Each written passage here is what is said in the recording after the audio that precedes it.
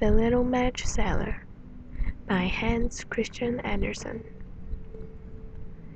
It was terribly cold and nearly dark on the last evening of the old year, and the snow was falling fast. In the cold and the darkness, a poor little girl with bare head and naked feet roamed through the streets. It is true she had on a pair of slippers when she left home, but they were not of much use. They were very large, so large indeed that they had belonged to her mother, and the poor little creature had lost them in running across the street to avoid two carriages that were rolling along at a terrible rate. One of the slippers she could not find, and the boy seized upon the other and ran away with it, seeing that he could use it as a cradle when he had children of his own. So the little girl went on with her little naked feet, which were quite red and blue with the cold. In an old apron she carried a number of matches, and had a bundle of them in her hands.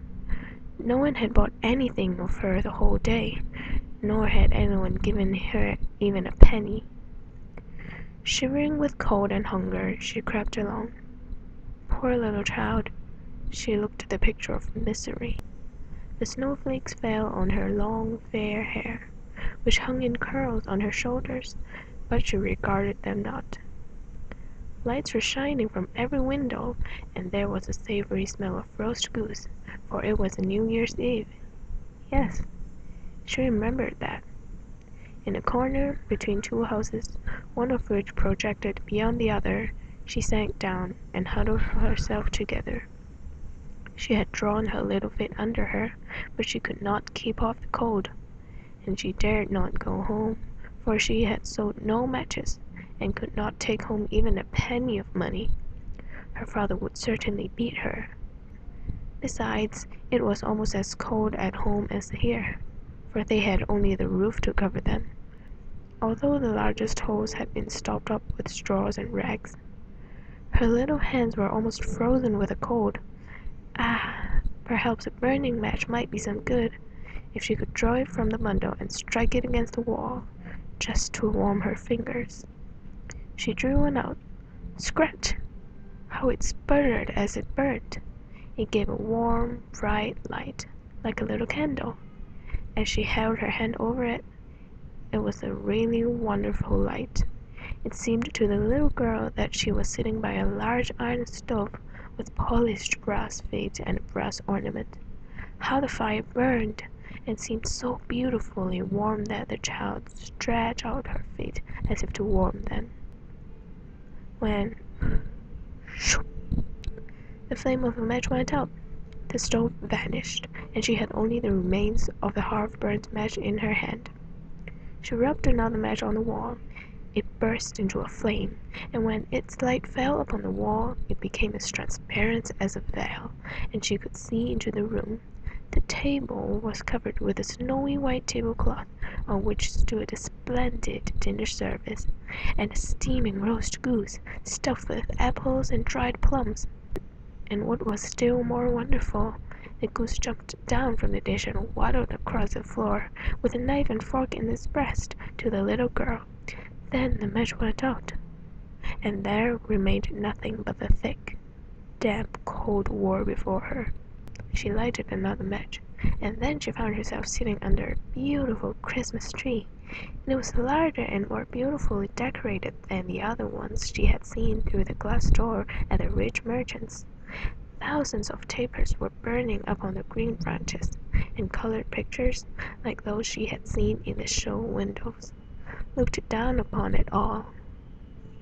The little one stretched out her hand towards them, and the match went out. The Christmas lights rose higher and higher, till they looked to her like the stars in the sky. Then she saw a star fall, leaving behind it a bright streak of fire. Someone is dying, thought the little girl, for her old grandmother, the only one who had ever loved her, and who was now dead, had told her that when a star falls, a soul was going up to God. She again rubbed the match on the wall, and the light shone round her. In the brightness stood her old grandmother, clear and shining, yet mild and loving in her appearance. "Grandmother," cried the little one, "oh, take me with you! I know you will go away when the match burns out. You will vanish like the warm stove, the roast goose, and the large, glorious Christmas tree." And she made haste to light the whole bundle of matches, for she wished to keep her grandmother there. And the matches glowed with a light that was brighter than that noonday, and her grandmother had never appeared so large and so beautiful. She took the little girl in her arms, and they both flew upwards in brightness and joy far above the earth, where there was neither cold nor hunger nor pain, for they were with God. In the dawn of morning there lay the poor little one, with pale cheeks and smiling mouth, leaning against the wall. She had been frozen to death on the last evening of the year, and the New Year's sun rose and shone upon a little corpse.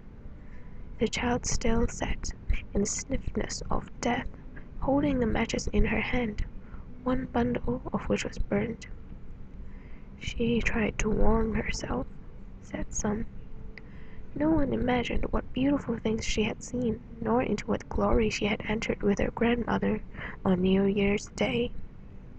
The End.